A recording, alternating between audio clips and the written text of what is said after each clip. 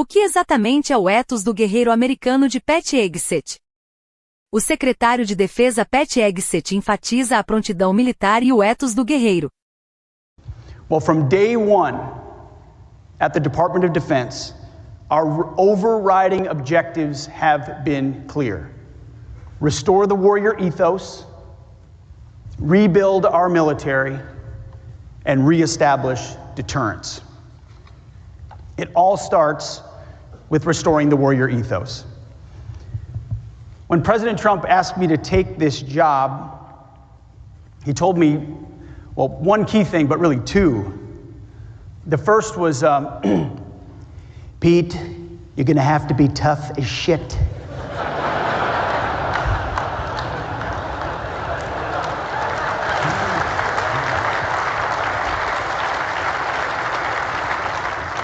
They're gonna come after you. Boy, he was not kidding about that one. This job requires a steel spine, and that's fine. My job's easy compared to what you do. We're doing the work on behalf of the American people and the American warfighter. But then the president, after he said that, went on to say, I need you and I want you to restore the warrior ethos in our military, full stop. And that's been my first priority since day one, is restoring the warrior ethos. It's one of the most fundamental of those three objectives. Again, humans more important than hardware. Everything starts and ends with warriors from training to the battlefield. We are leaving wokeness and weakness behind. No more pronouns, no more climate change obsession, no more emergency vaccine mandates, no more dudes in dresses. We're done with that shit.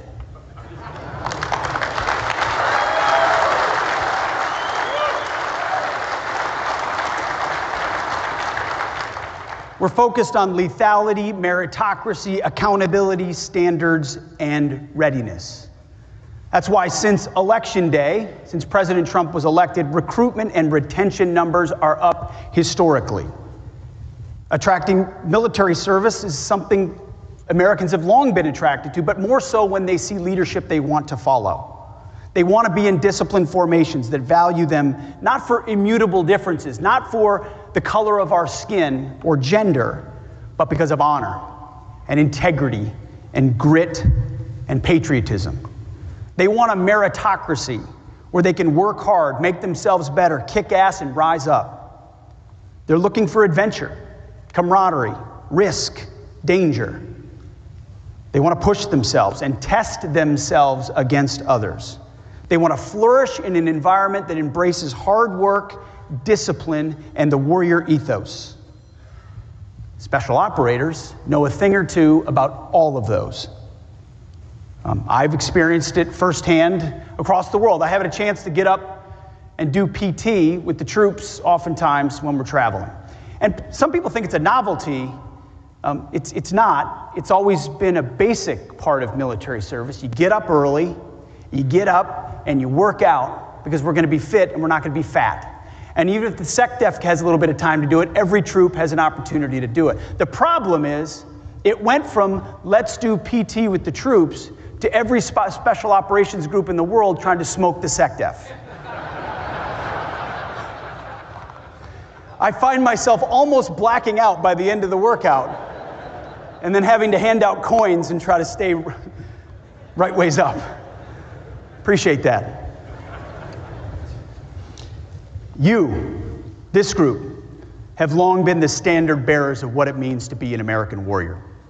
An exclusive club where the cost of membership is commitment, toughness, courage, grit, paired with accountability, intelligence, and skill. At times, and this is a key thing and something we've seen firsthand, when the broader force has strayed from the path, has strayed from sanity, has strayed from standards, you have been keepers of the flame. So it's great to see so many outstanding leaders this morning who embody that warrior ethos. General Fenton, thank you for your courage, your determination, and your grit. showing your forces what right looks like. And of course, Command Sergeant Major Shorter, the real boss of SOCOM. Thanks for leading your troops and demonstrating that the U.S. military's strategic advantage lies in the strength, and it's true, of our NCO Corps. Like so many other soft leaders, past and present, you have kept the flame of the warrior ethos burning bright. You know, in 1943, naval combat demolition units were preparing for the imminent invasion of Sicily.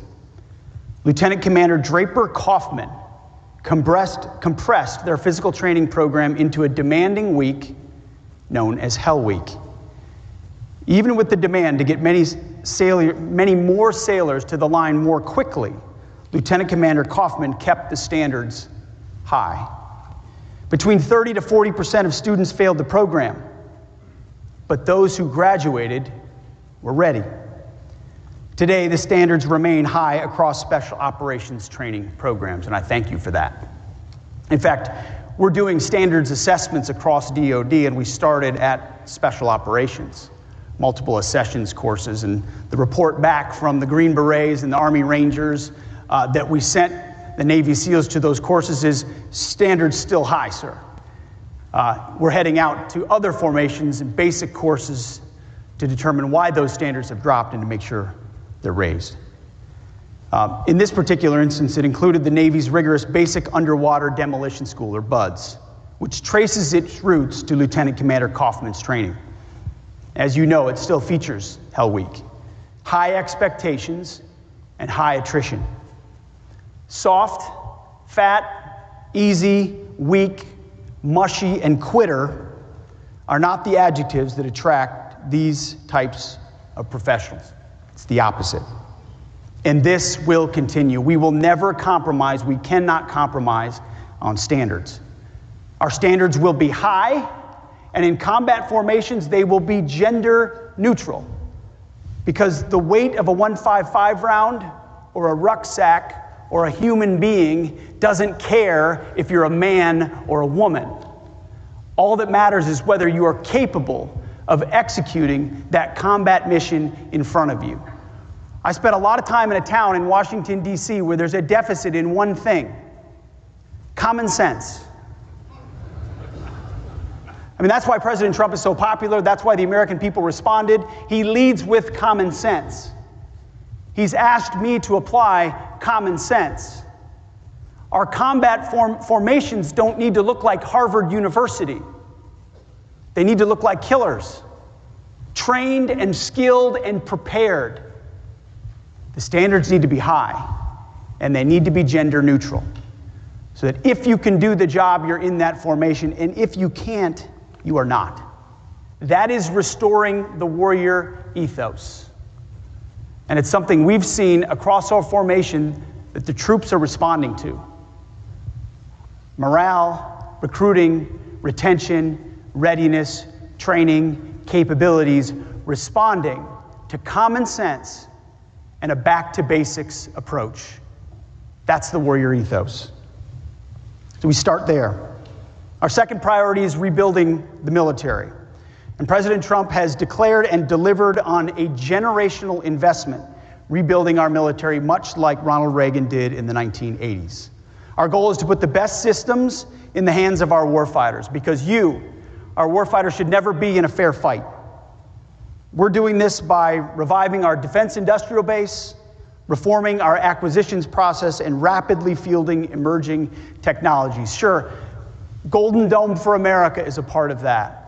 The new sixth-generation fighter, NGAD, F-47, is a part of that. B-21s are a part of that.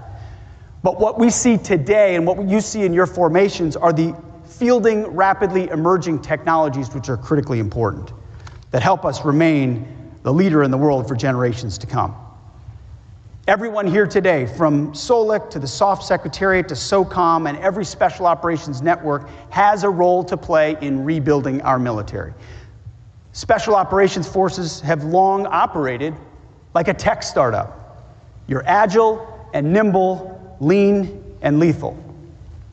You leverage innovation to get more capability, and you push the limits of technology and human performance in ways that conventional formations just cannot. You adopt advanced technologies early, you make them better, and then you help them spread to the rest of the joint force. You are willing to experiment and fail while learning from each failure and each success. We need you to keep doing that. I get a chance to see it with my own eyes when I travel. I see it in the reports that are sent up from General Fenton and others. That rapid fielding, that rapid iteration, that feedback loop is critical across the joint force. And this tradition of rapidly introducing trailblazing technology can be traced, to, of course, to soft World War II roots in the Office of Strategic Services. They developed briefcase radios, modified small arms, and more, which met wartime needs. Today, that means loitering munitions, AI-enabled targeting platforms, and new counter-UAS systems. I want to recognize and thank a few DoD pathfinders in these critical efforts. SOF AT&L and their expert team of teams led by Melissa Johnson, call sign Mojo, and the Irregular Warfare Technical Support Directorate led by Gabe Ramos. With their rapid prototyping and innovative partnerships, these teams and others like them are moving out with a sense of urgency. While some in Washington talk about acquisition reform, and I'll tell you, there's plenty of white papers out there that'll tell you about acquisition reform. They are acquisition reform. So we want to thank our industry partners, many of which are here today, over 800 companies this year at SOF Week. You're an essential part of the Global Special Operations Network. I'm grateful that so many of you participate in the events this week to enable the SOF enterprise. You must know what we need, and we must know what you can build. And together we can broaden the boundaries of what is possible. Because as we rebuild the military, we have to unlock the creativity of our companies for our arsenal of democracy. Even though we're not a democracy, we're a republic, and we need to start teaching that in our schools again. Small comment.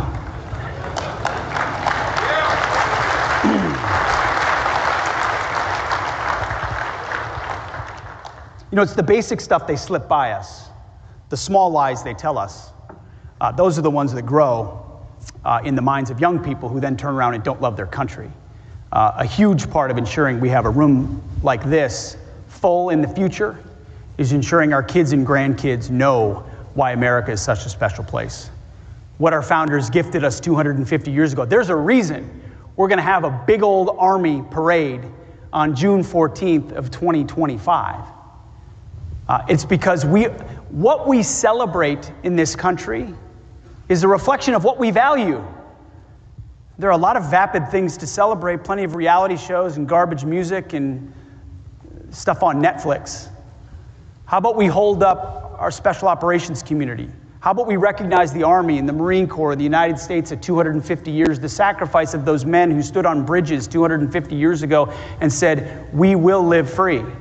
We have an incredible story to tell, if we're willing to tell it, and then if we're willing to raise young men and women willing and able to raise their right hand to defend this nation.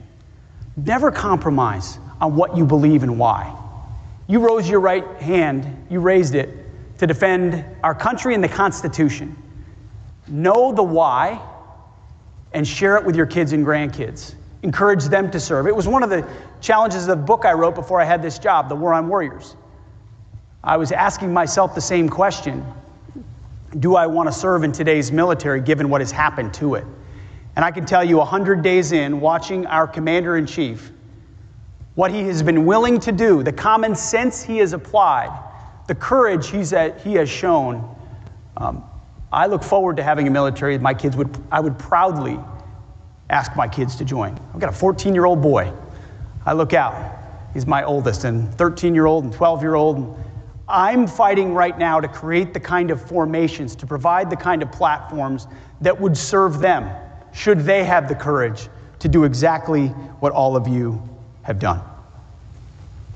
So we need to continue to reward innovation, encourage creative solutions, move faster than ever before.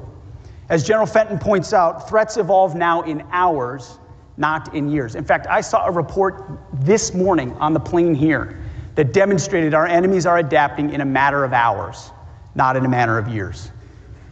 Days if we're lucky. We can't and we won't fight today's opponent at yesterday's pace. When our opponents know that our military is armed with the most capable weapon systems known to man, wielded by skilled warriors with the will to prevail, they are less likely to challenge us on the battlefield. And that is the point. Which leads to our third objective: restore the warrior ethos, rebuild the military, and third, reestablish deterrence.